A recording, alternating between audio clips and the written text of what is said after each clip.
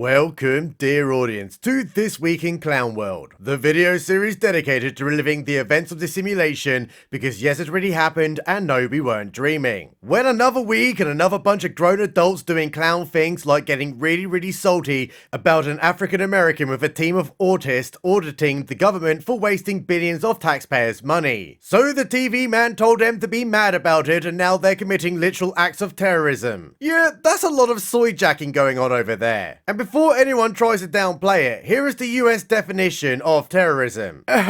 Terrorism is defined as activity involving violent acts or acts dangerous to human life, property, or infrastructure intended to intimidate or coerce a civilian population, influence government policy, or affect government conduct through mass destruction. Well, who would have believed it? That's exactly what they're doing. Then there was the illegal migrants who quite literally took over a French theatre for months on end and only now are getting evicted. What? Oh, what a glorious week it has been. But before we go any further, quick apologies for no video last week. I had a lot of landscaping going on in the garden and I was pretty damn tired. But here we are, ready to roll again. Therefore, for the utter sake of it, let's quickly do a catch up from last week. Well, in the Socialist Kingdom, Reform UK, the only political party in the failed state who could have done something to try and get us out of the utter shite hole we're in, decided they would totally nuke themselves and their reputation by getting rid of their best MP Rupert Lowe and lying about everything. Yes, he had an interview with the Daily Mail that criticised the Messiah Nigel Farage a little bit, so then the wheels fell off and Reform UK have seismically shifted their policies to be centrist as well, so no longer have any plans to deport all those lovable boat people who just turned up one day and now get billions upon billions of taxpayers' money. Great, so our last hope is basically just as shite as the rest of them. There is no saving the failed state. And then, to devastate us even further, the socialist economy shrank by 0.1% in January that every media outlet called unexpected when it was entirely predictable. So Rachel from Accounts, the Chancellor of the Exchequer who lied on her CV about being an economist when she was actually a complaints manager at a regional bank, refused to take any responsibility for her disastrous budget last year causing this and tried to imply it was actually the orange man's fault, not hers. My god, she fucking sucks at her job. And it doesn't even make any sense. Those GDP figures were from January, where the orange man was president for like 11 days. Got nothing to do with placing crippling taxes on businesses at all. Definitely not. She's an economist, remember? She would have known that. But while that's happening, a little Pakistani fella who may have touched a woman without a consent form got to stay in the UK instead of getting deported because he was gay this entire time. Well, got a funny way of showing your homosexual tendencies by committing no touching on women. But away from the failed state, it also turned out funding rebel groups in Syria trying to topple the Assad regime is a pretty dumb idea. Especially when it turned out the Western governments were funding groups like ISIS, because although Assad was a dick, at least he wasn't a genocidal kind of dick. Well, what a great result getting all those Christians killed. I bet all those maggots who gifted the new ISIS government cold hard taxpayers cash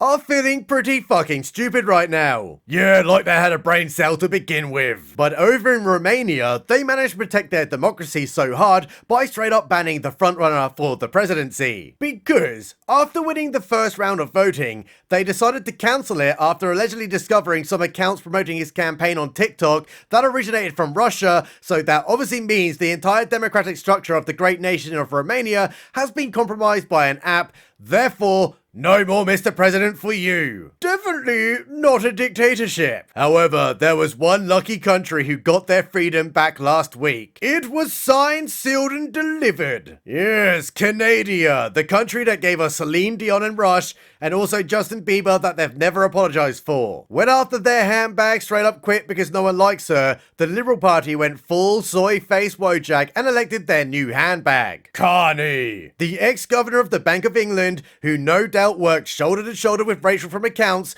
because they are both as useless as each other. Alright, so we're all caught up then. What happened this week? Well, surprise, surprise, is yet another demoralization campaign kicking off in the Socialist Kingdom. Because this week, a certain little Netflix show was released that caused every gullible toilet brain within the UK to drop their soy milk all over the mouldy carpet and demand government action because of a show that they watched on the television. What am I talking about? That show adolescence, of course. A show about a teenage white kid who's also an incel and listens to Andrew Tate, straight up kidding a bitch. Now you're probably thinking, right, well that's just a fictional show and nothing more should come of it. Just like how we all watched Terminator and it had scary robots, but we're still making them in labs right now. But what if I told you the show was actually inspired by real events, because in the UK, we are the stabby McStab capital of Europe. And that's really, really bad. So these wet handbags wrote a protest show about it, starring a dorky white kid with real bad male rage, and spunked it on our screens, causing an absolute meltdown at male people. Even though the inspiration for the story was drawn from the protected clientele. So why not represent them? Well, that would be a hate crime, obviously. And now the government, full of devouring mothers, are getting involved. Even raising it in Parliament, saying the show's really, really good and we should all watch it. Yes, they're all going to work together to end misogyny, toxic masculinity and incels once and for all by legislating even more rules. But how are they going to do that? By cracking down on the manosphere, of course, and restricting even more speech on the internet, and continue to crusade to feminize men even worsier than ever before. It will totally work this time. It definitely won't create even more subcultures. Here's an idea that is entirely based in reality. Instead of blaming figures like Andrew Tate, whose popularity is solely reactionary to the current system, stop calling men worthless and evil because of the big scary patriarchy, and then labeling anything we like doing toxic masculinity, you know, like manspreading because biologically our hips don't close properly, and even betterlier, stop going on about the fucking gender pay gap because it isn't real. It's clearly in the data. Men work more than women. But maybe then, men and boys won't feel like societal outcasts that leads them down very dark paths. I remember back when I was a young bigot, the masculine culture was full of noble heroes who protected and willingly sacrificed their lives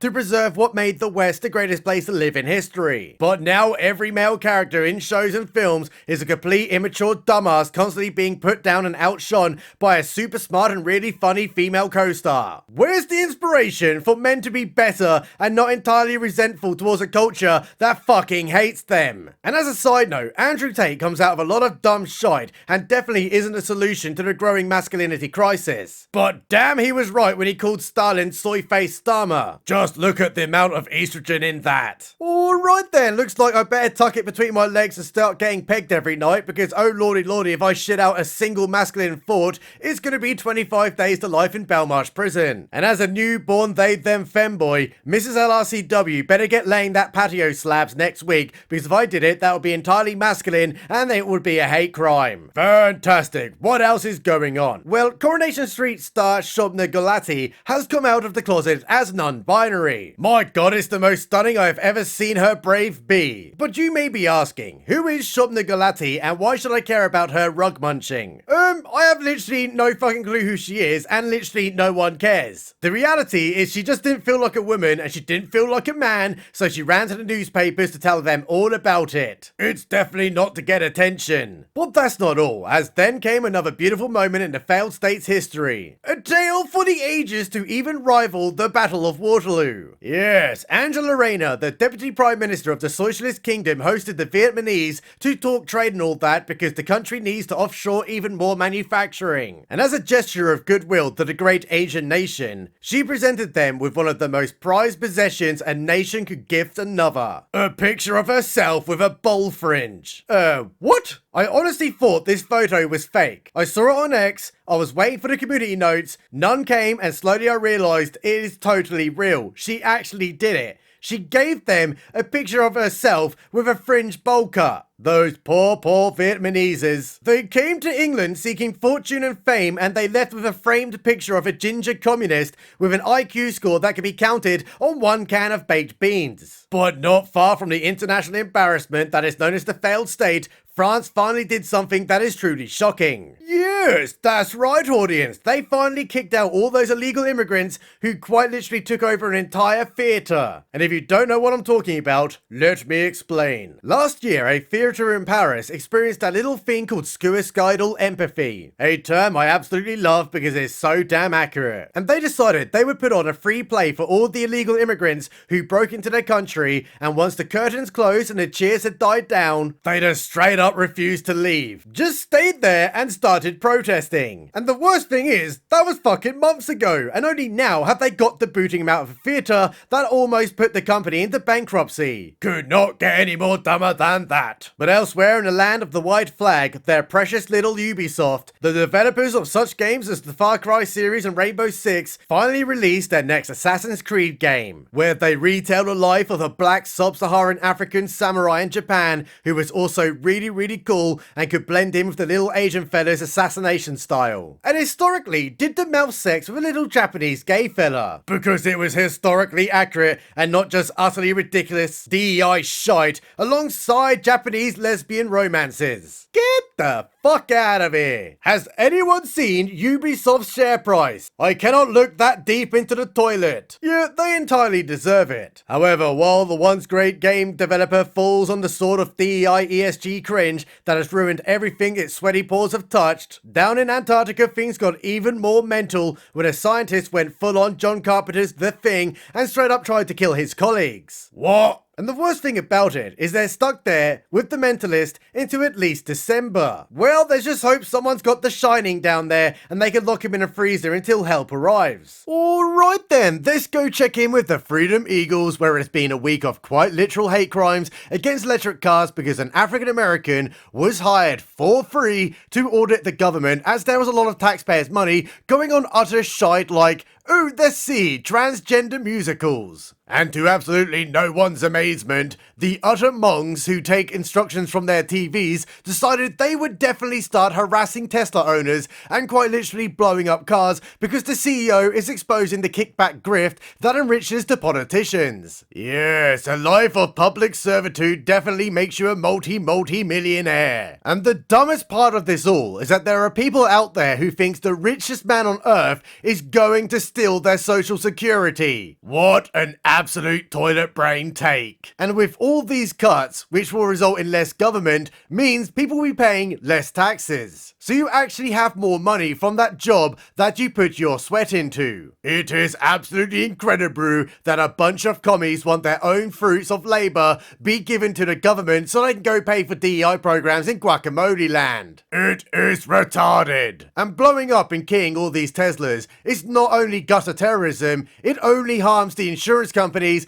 because they're the ones paying for it, not Elon Musk. I remember back in my day when boycotts just meant you didn't buy the product that you disagreed with, like Ben & Jerry's, because they're a bunch of hypocritical asshats. Yeah, and I've never chucked a Molotov cocktail at their bloody factory now, have I? And I definitely wouldn't do it because Chuck Schumer told me to. And speaking of the soy, their poor CEO just got booted from the company for, let me check my notes, politically dividing Unilever's customer base. I guess he got told to get the fuck out of here. But away from all of those NPCs, this week saw the release of the JFK files that, well, it didn't really do anything. We learned nothing of value. Where is my grassy knoll? And where is the reference to Hillary Clinton? Well, that was a massive letdown, and we're still waiting for those Epstein files and also disclosure on those aliens, which isn't through third-hand information. Big shout out to all my Patreon boys and guys. Every night I dream of us getting sent to gulags for committing hate crimes. Love you all very much, Lee.